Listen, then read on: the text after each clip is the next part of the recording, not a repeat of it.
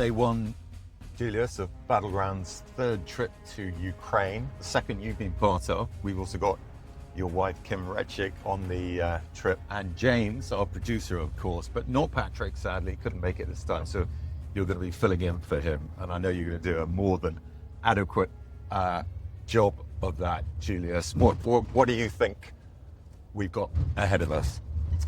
You know, it's strange to think that we were here just when Trump was being inaugurated, which is a little over a year ago, and yet it seems like a completely different world that we're now living in. You know, of course, there's all this stuff going on with Iran, which is a huge distraction from Ukraine. Afghanistan is fighting against Pakistan. There's Venezuela. There's the fuss over Greenland. Just so much is happening. And so I'm really curious as to see how things have changed in Ukraine in the interim. I was back here last summer, fairly briefly, in July, August, and went to Kramatorsk in eastern Ukraine. But, you know, it's been nearly 9 months since then. And so we've obviously been following the news really, really carefully, but from afar. And it's going to be fascinating to see how that translates into reality on the ground, the sort of things we've been hearing. We were chatting yesterday, Julius, about how all of us are feeling just a smidgen of optimism, in the sense that it's, you know, we've been up and down through the whole course of this podcast over the last 3.5 years, but we are beginning to feel a little bit of a sea change, that the Russian economy might really be in trouble. We've forecast its imminent demise for so long now. And on the other hand, militarily, the Ukrainians do seem to have got things together. They're causing a lot of Russian casualties, as we've been mentioning, of course, on the pod, but at the same time they're managing to husband their own resources too. Yeah, absolutely. I mean, you know, the Ukrainians have almost fought the Russians to a standstill. Not quite. They are still losing land, but they're also gaining a bit here and there. I mean, it's always difficult to, you know, look at a sort of a micro trend and say that's the way things are going to go from here on in. But I think, at least from the outside, that sense that Russian victory was inevitable. We didn't know when it was going to happen. That has changed. And, you know, I certainly wouldn't want to call this one right now. So we're just arriving in at Odesa now, our first stop. Brief interruption, Julius, because we've just arrived at Odesa, at the ever-charming Odesa bus station. I remember it from last time. But the city is incredibly beautiful, isn't it? It's one of the highlights of the trip. It's our gateway into Ukraine. We're going to go from here to Kharkiv, Kyiv, and then Lviv out via the Polish border.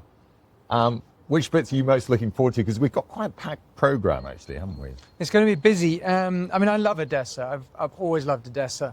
It was actually, you know, we came here at the beginning of last year, and then I came back last summer, and it was quite surreal then, because there was a really busy, buzzing nightlife going on, and there were a lot of people outside drinking cocktails, you know, girls in their sort of fancy dresses. I remember I saw a Lamborghini and some other Italian sports car. And then at night, you'd be sitting there having a drink, and the drones would start coming in from the sea. Yeah. And you'd hear the anti-aircraft begin to engage them, and you could watch it. It was incredible.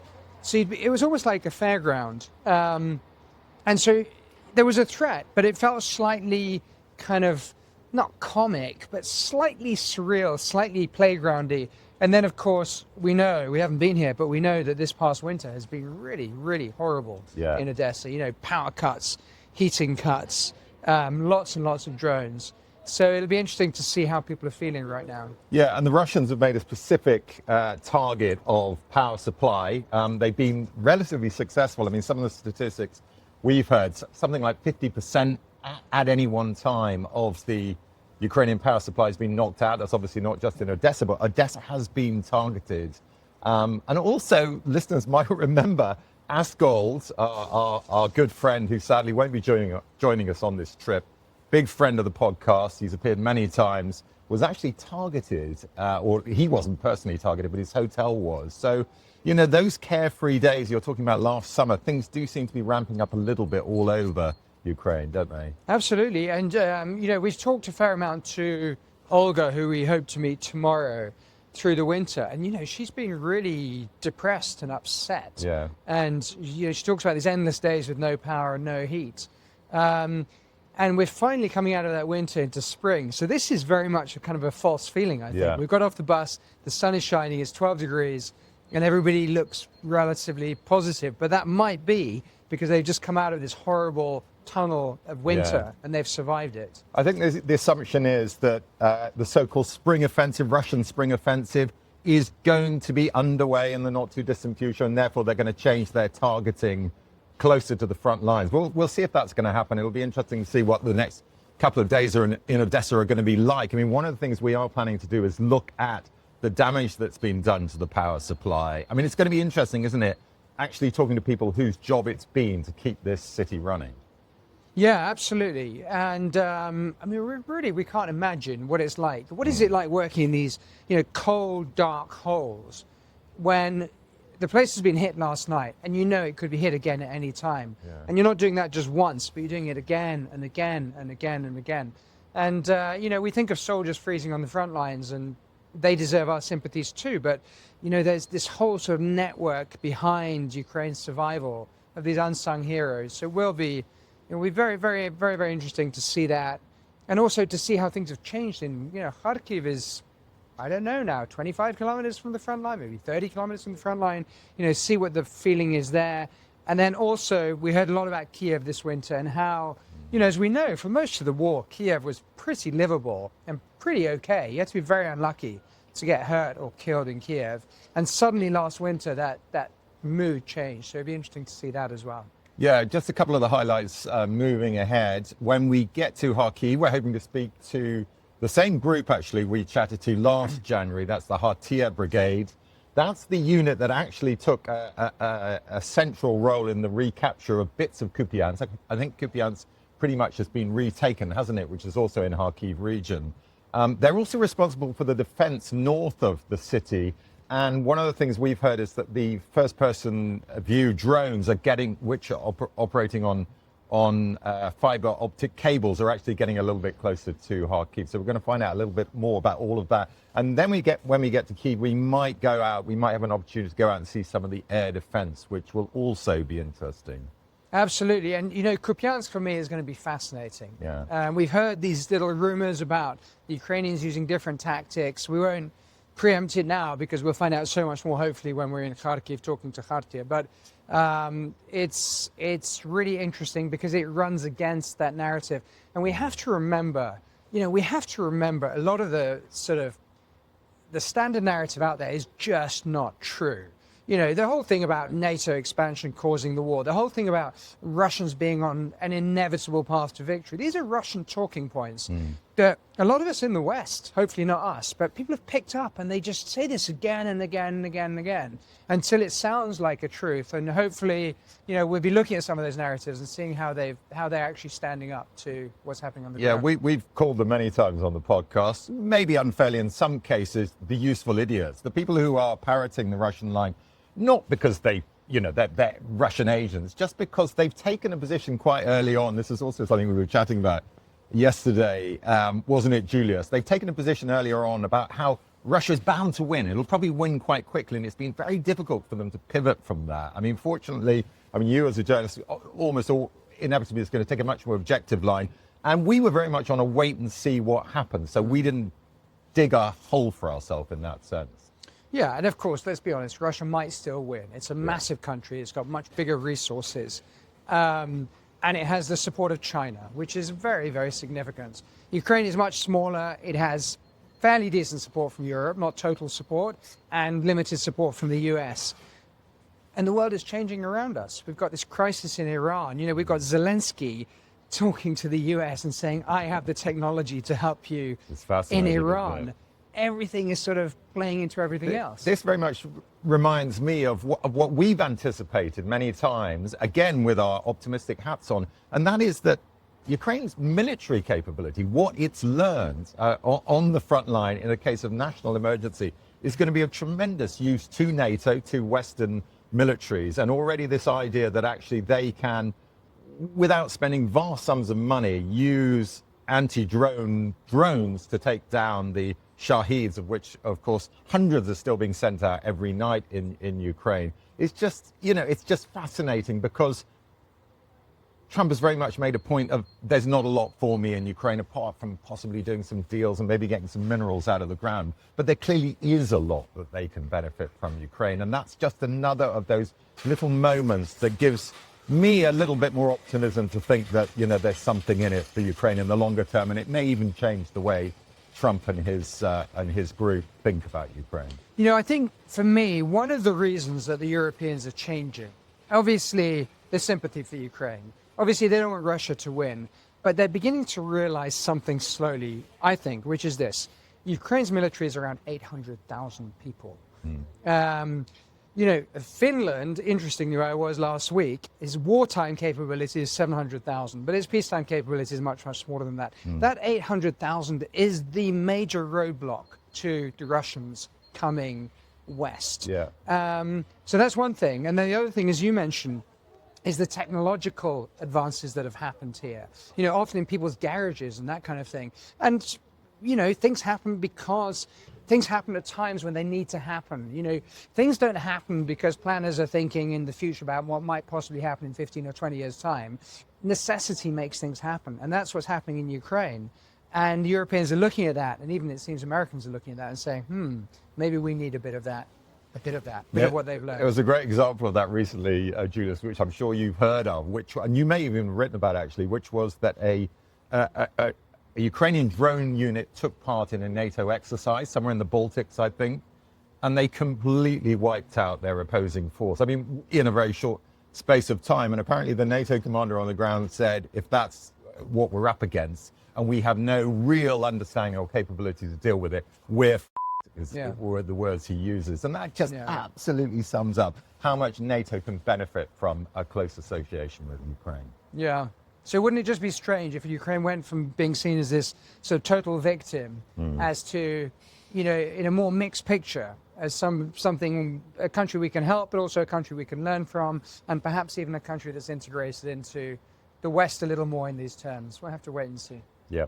Good stuff. Okay, all systems go then for the trip, and we're going to get James. Actually, you're going to contribute a little bit, I hope, as we move forward. We got James to speak a couple of times last time, probably on the train, actually, wasn't it, James? But yeah, and also Kim as well. So our little tight group of four, it should be a fun trip. And don't forget Boldizsar the Hungarian, who's going to be showing up any minute now. Criminal. To pick us up from our stranded place on the edge of Odesa and take us into town. Yeah. So just to stress that, Boldizsar Gyori, who, again, a very good friend of the podcast, appeared many times, is your protege, would you say, Julius? I'd like your to think. Your journalistic protege. But I feel more like he's the young wolf and I'm the old wolf, and he's sort of snapping at my heels. So he was a student of mine. So actually, there are going to be five of us. But Baldy's going to be following us in the car, and actually, we're going to be on trains quite a lot, which sounds like we're living the dream. But yeah, I mean, logistically, hopefully it'll all come together. It sounds like it's going to be great fun. Looking forward to it.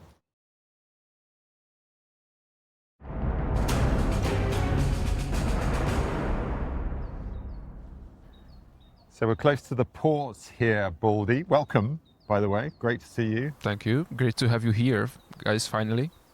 Baldy, we would have done this on the Potemkin steps, but there was a bit of a racket going on there, a bit of rock music. So we're just a little bit down from that. But we're overlooking the port, and this is significant for two reasons. One, the Russians claim Odesa as their own, the connection with Catherine the Great.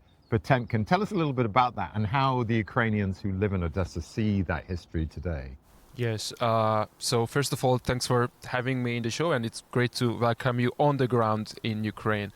So Odesa has a nickname, Odesa Mama. Locals call it their mama, their mother. And if in this relationship, Odesa, the city is the mama, then the port is the father, because Odesa really couldn't have become what it is today without its port, because back in the days, at the end of the 18th century, there was a Tatar fortress here. It was called a fortress and a village. It was called Hajabey. And the expanding Russian Empire conquered it. It was one of their westernmost conquests, actually. And they erased the fortress and the village to the ground and Empress Catherine gave an order to establish a new city here, very much akin to St. Petersburg on the north. Basically, this city was drawn on a map and then built, akin to St. Petersburg or most of the cities in the US. They wanted to give the city this ancient historic look, so they gave it a Greek-sounding name, Odesa. And also, if you look around, most of the architecture is very classic Greek style. And so, behind us is the port, which is still a crucial element of the city up to this day, because Odessa grew big on being a trade node between east and west, also between north and south. Much of the grain export of Ukraine, which is one of the biggest in the world, mostly in the world, is done through the ports of Odessa. Behind us, actually, I was talking to a lady just in the morning, a local Odessian, and she said that at the beginning of the war, it was very strange because there were just ships just disappeared on the horizon, and they were used to see tankers and grain ships going back and forth. They disappeared. However, now after the grain corridor was established by the brokering of the UN and Turkey, ships are going back and forth again, with the little caveat that Russia pulled back since then from this grain corridor agreement, and now warships are escorting these ships. It's not without danger. I think yesterday afternoon one of the ships, I think sailing under the flag of Sri Lanka, I'm not sure, were hit by a Russian drone. But it's so vital, the grain export here, that it still goes on. Julius, would you like to add something? I mean, just to be personal for a moment, no exaggeration, this is my favorite city in Europe. There's something about it, and leaving aside the sort of present war context, it feels like quite a Russian city, and it was established by the Russians, and it was a project of Katerina. That doesn't make it any less Ukrainian today, but as recently as 2014, this city was really fought over by the residents. There was a lot of pushing and shoving as to which way it was going to go, and now it's very firmly in the Ukrainian camp. What is it I love about Odessa? First of all, every time I come here, I sort of think back to previous visits. So I was here in the lead up to the war, probably about a week or two before the war started, feeling that tension growing. So there's that, but also for me, there's a thing about Odessa. It reminds me very much of the best of Eastern Europe in the early 1990s, before it was all kind of smartened up or gentrified or abandoned or whatever it was. This still feels like that. It's got that kind of slightly Shabby. Korpot, I was thinking of the Hungarian word. Of that slightly shabby feel to it, but somehow classy as well. In terms of the identity, look, I fully sympathize with the Ukrainians. Today, after everything they've gone through from the Russians, of course they don't want to see pictures of Russian colonial statues and great, quote unquote, great Russians in the middle of their city. I get that entirely, but it does have that very multi-layered identity. As you said, lots of Greeks, a very Jewish city until the Second World War, when the Romanians were in charge and they took away a lot of the Jewish population, and they took them off to the camps.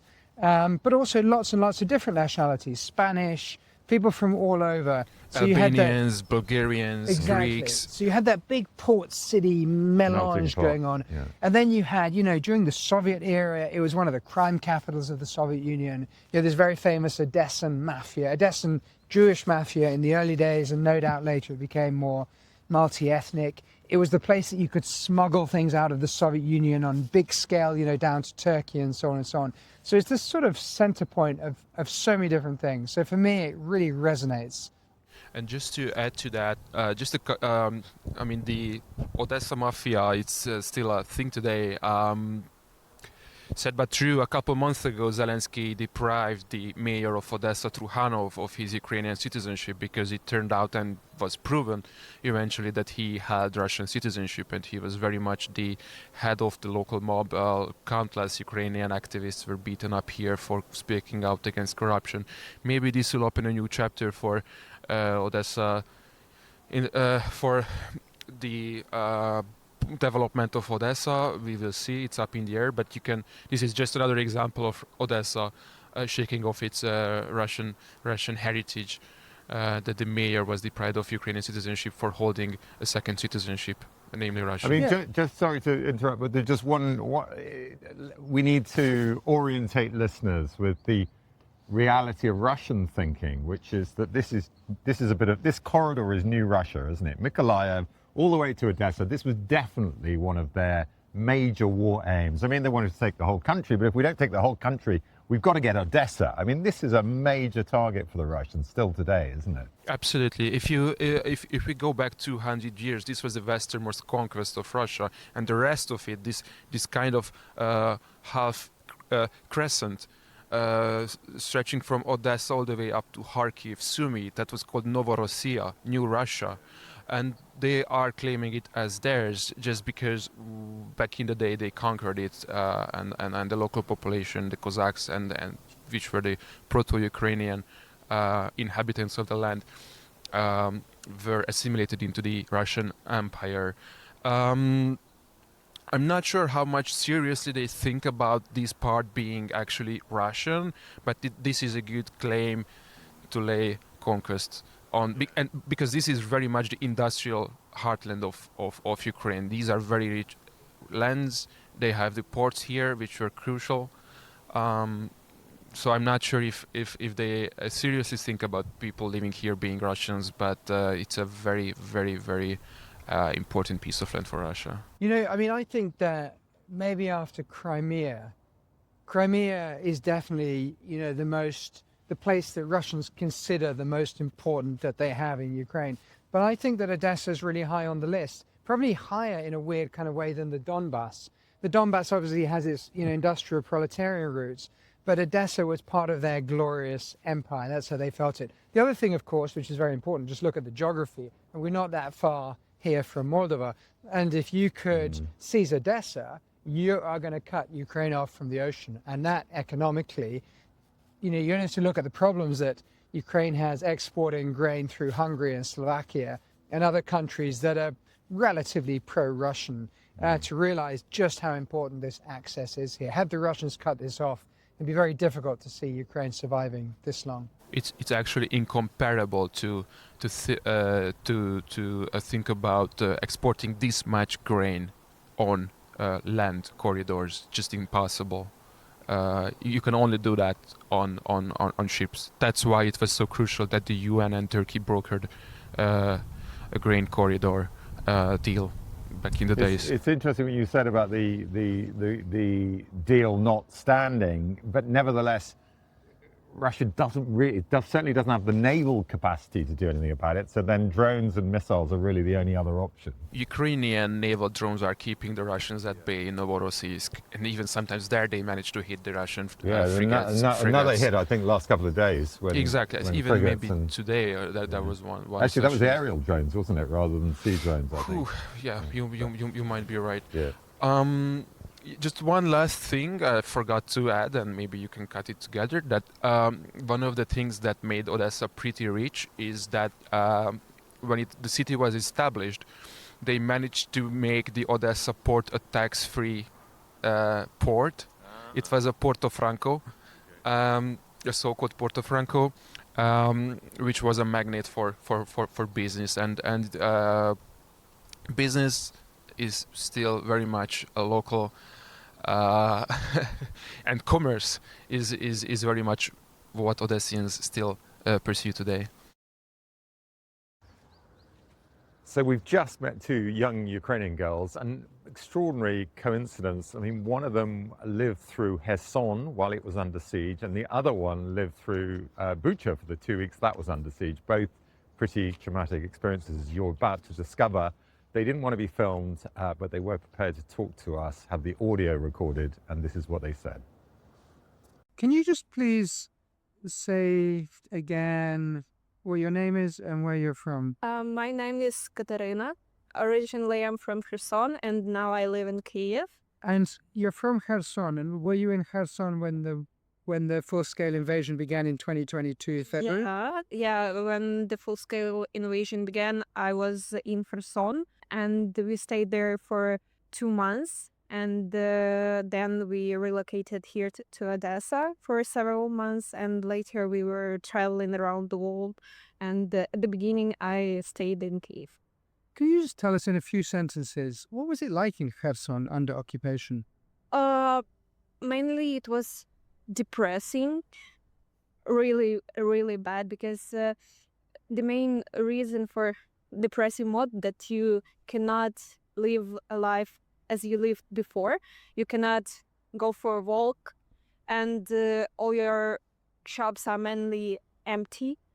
There was some memory in my head that when we get to the Ukrainian controlled territories and we went to the shop and saw there are a lot of products, a lot of like sausages, cheese, and etc. It was like really surprising for me, because for 2 months long, our shops were empty, and there was some Russian products that were really bad in quality, and they were not tasty at all.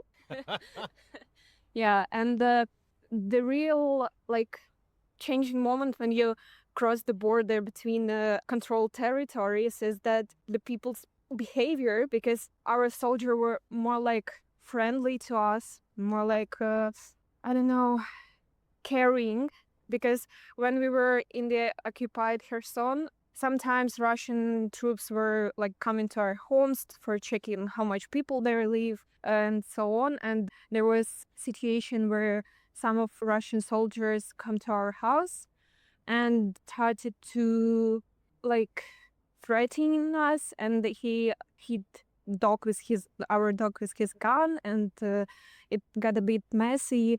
But fortunately, everything was good, but it was really scary. And the most scary moment in my life was when we were like getting out of the occupation, and there was news that Russian soldiers check all the information, all the phones, notebooks, etc. And I remember that I do not delete the telegram from my notebook, and there was a moment where they were checking my notebook. And I was thinking that my whole family would die in that moment. But fortunately, they did not find the icon of the telegram. And we lived through this situation and got out of there. Do you still have family or friends in Kherson? Yeah, my family lives in Kherson, in a region of Kherson. They live in different area than we lived originally, because where we lived originally, there is a constant attacks of drones, etc.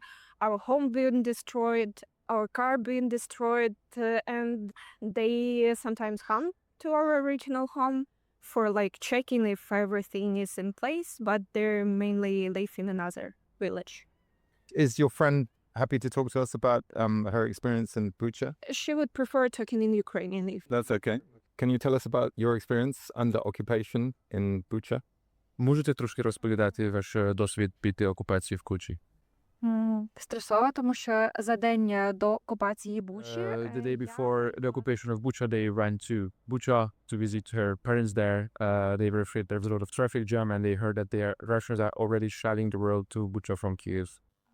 то ми залишилися в окупації. They were under occupation for 2 weeks, and they lived in the basement the whole time, except when they emerged to take some products from the shop, which was exactly next to them, and the owner of the shop allowed them to take food and medicals from there. Тоді найстрашніше мені було, напевно, не те, що ми... She was most frightened not for herself, but for her grandparents in occupied Kherson, for example, because Russians were shooting cassette rockets, and hearts of those were scattered across the territory, and people blew up by stepping on them. Саме в окупації у нашого будинку проблем з їжею не було. So she was also very frightened because next to their building was a sanatorium where Russian soldiers were stationed, and they also had their tanks and heavy armor parked there, and a lot of traffic was going back and forth by tanks and all this heavy equipment on their garden.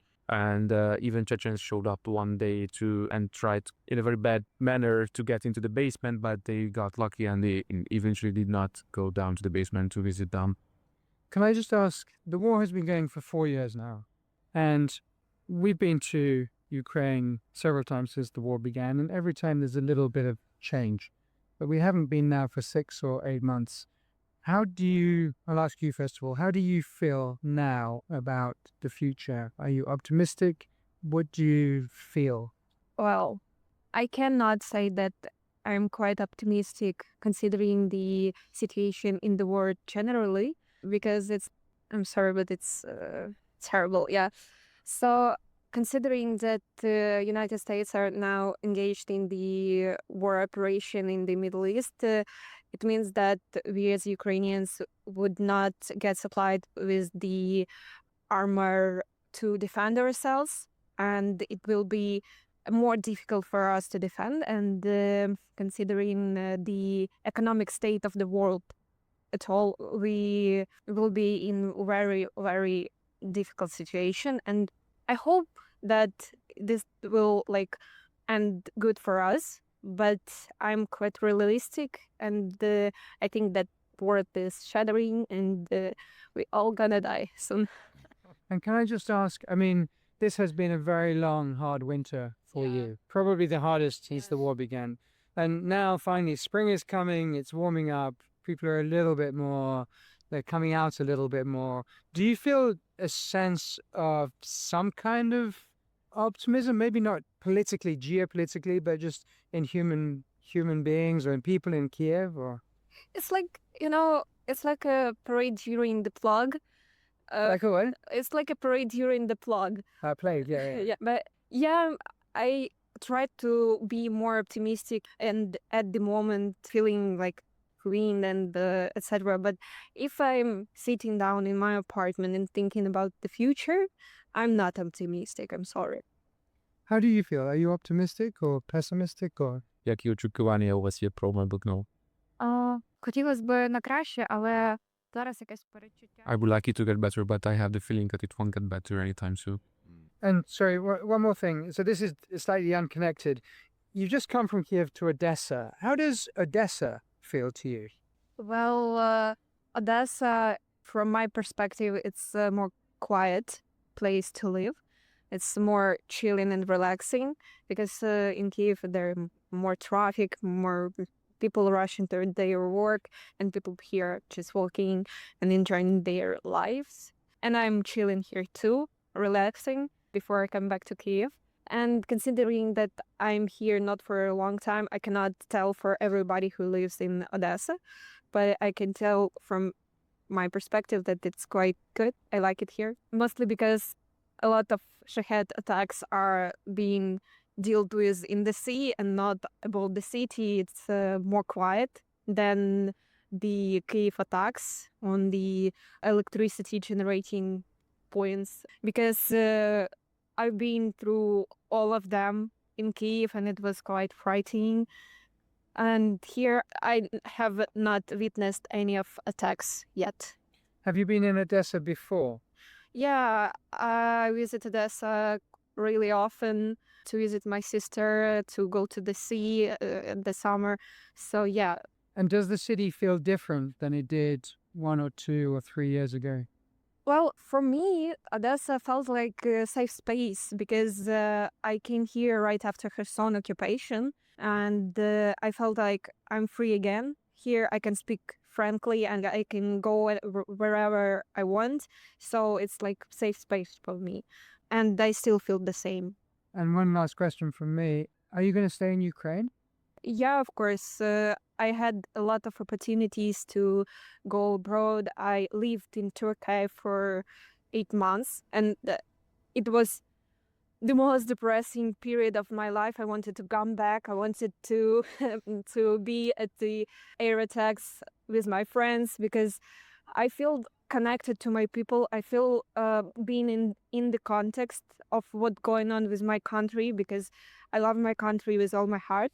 And being abroad, it's like tearing me apart. I don't like it there, and I'm going to stay here for a living. But yeah, I'm planning to travel a lot.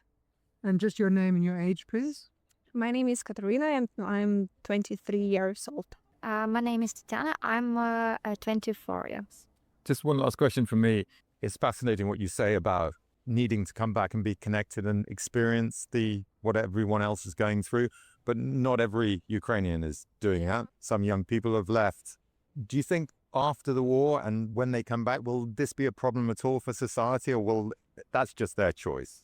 Yeah, of course it will be a problem. We're already facing a demographic problem with people fleeing from Ukraine, but I cannot blame them. They want to live their safe life. We live only once, and it's my choice to stay here and to like work here and build my family here, but it's also their choice to choose any other safe place to live, because they can.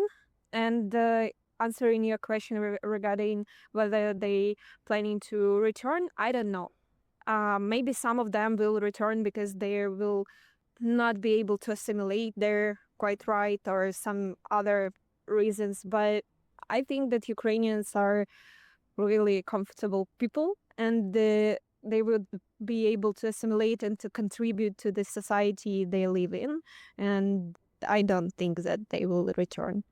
Sorry, one other thing. What do you do in Kiev? What is your job or your profession or your study? I'm a junior associate in a law firm, and I work in commercial arbitration. Я працюю project manager, і She's a project manager, and they are organizing events of study opportunities for doctors. We're very impressed with both of you. No, thank you. So thank you very much for the interview. Thank you.